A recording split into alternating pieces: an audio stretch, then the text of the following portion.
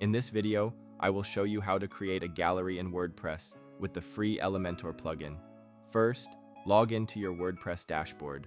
From the left sidebar, go to Pages and either create a new page or open an existing page where you want to add the gallery.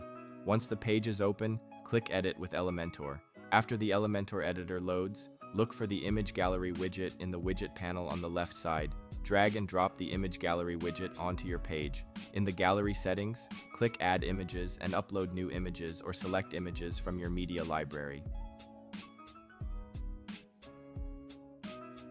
After selecting your images, click Create a new gallery and then Insert Gallery. You can now customize the gallery by changing the number of columns, image size, spacing, and layout options. You can also enable image links so visitors can open larger versions of the images when they click on them. Once you're happy with the gallery design, click Update or Publish to save your changes. That's it. You have successfully created an image gallery in WordPress using the free Elementor plugin. If you found this video helpful, subscribe to our channel.